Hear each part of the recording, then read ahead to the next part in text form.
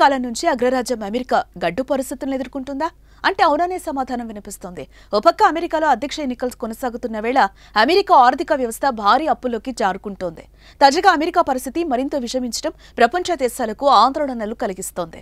July 9న US treasury department విడుదల చేసిన data ప్రకారం అమెరికా గ్రాస్ నేషనల్ డెట్ మొదటిసారిగా $35 ట్రిలియన్ స్థాయికి అధిగమించింది. జాతీయ అప్పులు ఈ రేంజ్ దాటిపోవడం అమెరికా ఆర్థిక సవాళ్లను బట్టబయలు చేస్తోంది.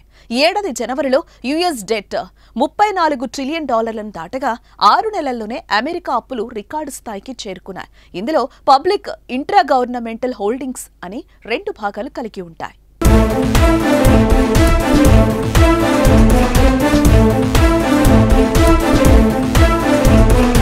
America constant growth, economic pressure, government activities కొనసాగించడానికి అధికంగా లోన్లపై ఆధారపడటాన్ని ఈ రిపోర్ట్ హైలైట్ చేసింది. అయితే అమెరికా ఇలా అప్పుల మీద ఆధారపడటానికి దారితీసిన కారణాలను పరిశీలించగా కీలక అంశాలు వెలుగులోకి వచ్చాయి.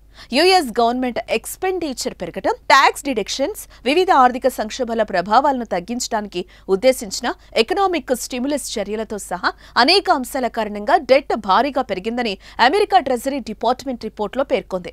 ఈ క్రమంలో ట్రెజరీ ప్రస్తుతం జూలై నుంచి సెప్టెంబర్ వరకు నెట్ బారోయింగ్స్ దాదాపు $740 బిలియన్ ఉండొచ్చని అంచనా వేసింది. అయితే ఇది గతంలో అంచనా కంటే తక్కువ కావటం గమనార్హం.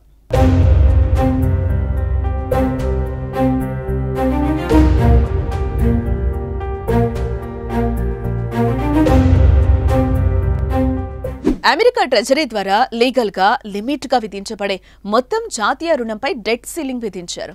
ఈ లిమిట్ ను చేరుకున్నప్పుడు డెట్ సీలింగ్ ను పెంచడానికి లేదా నిలిపివేయడానికి కాంగ్రెస్ ఆమోదం లేకుండా ట్రెజరీ ఎటువంటి లోన్ను ఇష్యూ చేయదు. ప్రస్తుత ప్రొసెక్షన్ లా ప్రకారం వచ్చే ఏడాది ప్రారంభంలో డెట్ సీలింగ్ తిరిగి ప్రారంభమైన తర్వాత ట్రెజరీ క్యాష్ బ్యాలెన్స్ తగ్గుతుందని స్పష్టం చేస్తుంది. ఇటీవల ఫెడరల్ రిజర్వ్ తన ట్రెజరీ హోల్డింగ్ల రన్ ఆఫ్ ను స్లో డౌన్ చేసే ప్లాన్ ను ప్రకటించింది. ఈ నిర్ణయంతో ప్రజలకు గవర్నమెంట్ సేల్ చేయాల్సిన లోన్ అవసరాన్ని తగ్గించింది.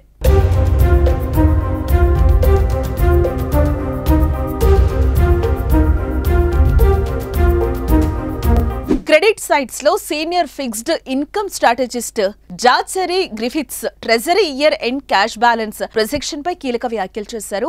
అమెరికా గవర్నమెంట్ ట్రెజరీలో క్యాష్ బ్యాలెన్స్ ఆశించిన రేంజ్ లో లేదన్నారు. మరోపక్క అమెరికాలో నిరంతరం పెరుగుతున్న loan levels long term financial stability ఆందోళన పెంచుతుందన్నారు.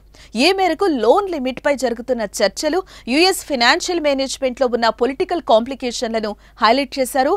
లోన్ లిమిట్ ను సకాలంలో పరిష్కరించడం ఫెయిల్ అయితే ప్రభుత్వం షట్ డౌన్ అయ్యే ప్రమాదం ఉందని, దీంతో పాటు డెట్ ఆబ్లిగేషన్స్ పై డిఫాల్ట్ తో సహా అనేక ఆర్థిక ఇబ్బందులకు దారితీస్తుందని వివరించారు. అమెరికా ఆర్థిక వ్యవస్థలో జరిగే పరిణామాల ప్రభావం ప్రపంచ దేశాలపై ఉంటుందన్నారు. దీంతో ఈ పరిస్థితులను ప్రస్తుతం ఇతర దేశాల సెంట్రల్ బ్యాంక్స్ నిశితంగా పరిశీలిస్తున్నాయని పేర్కొన్నారు.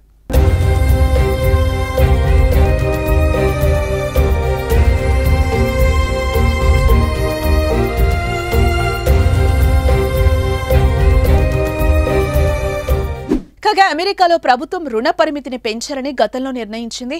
ఈ మేరకు యుఎస్ ప్రభుత్వ పాలసీలు, జీతాలు మొదలైన వాటికి సభ అనుమతితో రుణాలు తీసుకోవడం ద్వారా డబ్బు ఖర్చు చేస్తుంది. అయితే అమెరికా అధ్యక్షుడు జో బైడెన్ డెమోక్రాటిక్ పార్టీకి చెందినవాడు కాగా హౌస్ లో ప్రతిపక్ష రిపబ్లికన్ సభ్యుడు సపోర్ట్ లేకపోవడంతో రుణ పరిమితిని పెంచడంలో ప్రతిష్టంభన పెరిగింది.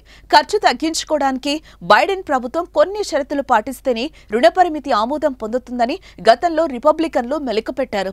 రుణ పరిమితిని పెంచకపోతే అమెరికా డిఫాల్టర్ గా మారే అవకాశం ఉందని అమెరికా ఆర్థిక నిపుణులు అంచనా వేయడంతో షరతులతో కూడిన ఆమోదం తెలిపారు. అయితే ఈ మేరకు ప్రస్తుతం అమెరికా డెట్స్ $35 ట్రిలియన్ దాటడం ఫైనాన్స్ రంగంలో ఆందోళన పెంచుతుంది. మరి ఈ పరిస్థితుల్లో అమెరికాను ఎటు తీసుకెళ్తాయో, ఎన్నికల్లో గెలిచే ప్రభుత్వం ఇలాంటి అడుగులు వేస్తుంది అనేది చూడాల్సి ఉంది.